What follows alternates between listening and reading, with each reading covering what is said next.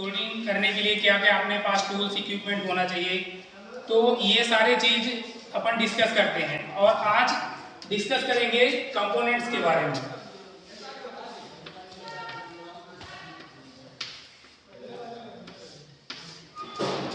जो भी electronic circuit बनाने के लिए, कोई भी अगर आप इलेक्ट्रॉनिक सर्किट बनाने जा रहे हैं तो क्या होता है कि इलेक्ट्रॉनिक सर्किट बनाने के लिए आपको डिफरेंट टाइप्स के कंपोनेंट्स की जरूरत पड़ती है।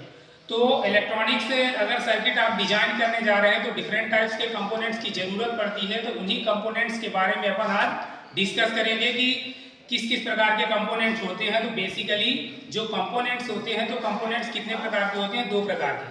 तो अपन कंपोनेंट्स के बारे में डिस्कस करेंगे।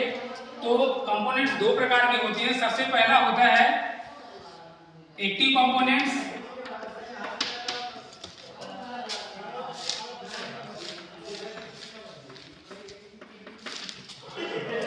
और दूसरा होता है क्या? Passive component.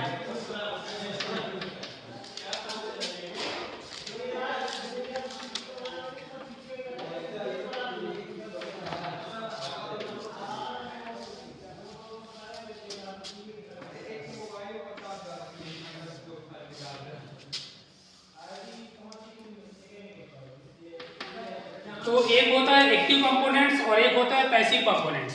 तो एक्टिव कंपोनेंट्स का अपन कहाँ पे उपयोग करते हैं? जैसे कि मैंने बताया कि 2 प्रकार के कंपोनेंट्स होते हैं। तो इलेक्ट्रॉनिक सर्किट में दोनों का यूज किया जाता है।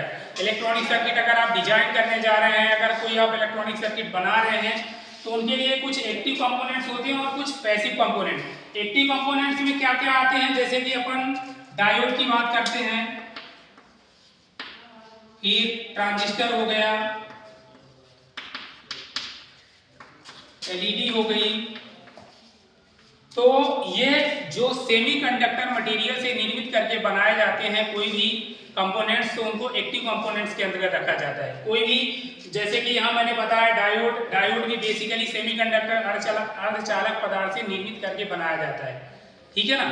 तो डायोड हो या ट्रांजिस्टर हो या एलईडी हो, ठीक है ना, लाइट इमिटिंग डायोड, तो ये डिफरेंट टाइप से क्या है? कंपोनेंट्स है, एक्टिव कंपोनेंट, जो कि अर्धचालक पदार्थ का निर्मित करके बनाया जाता है। सेमीकंडक्टर मटेरियल से निर्माण किया जाता है डिफरेंट टाइप्स के एक्टिव कंपोनेंट्स। ठीक है।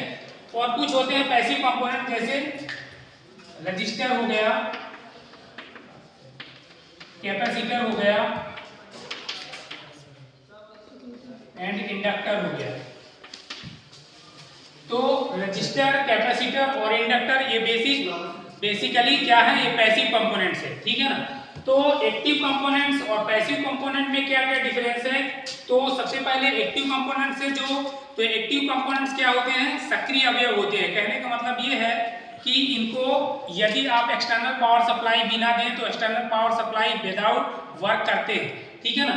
और कुछ होते हैं पैसिव कंपोनेंट जिनको एक्सटर्नल सोर्स की जरूरत पड़ती है। जब तक आप एक्सटर्नल सोर्स अप्लाई नहीं करेंगे तो तब तक ये कार्य नहीं करते हैं। कहने का मतलब ये है कि ये जो है सेल्फ डिपेंडेंट नहीं होते हैं, किसी अनदर सोर्स के ऊपर डिपेंडेंट होते हैं। कौन से? Passive component. जबकि एक्टिव कंपोनेंट्स हैं तो क्या होते हैं? सेल्फ डिपेंडेंट होते हैं, किसी दूसरे एक्सटर्नल सोर्स के ऊपर डिपेंड नहीं करते हैं। तो इस प्रकार के जो कंपोनेंट्स होते हैं क्या होते हैं?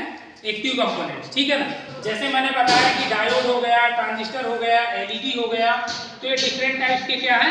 एक्टिव कंपोनेंट्स है। तो आपको समझ में आया कि एक्टिव कंपोनेंट्स क्या होते हैं और पैसिव कंपोनेंट्स क्या होते हैं। ठीक है।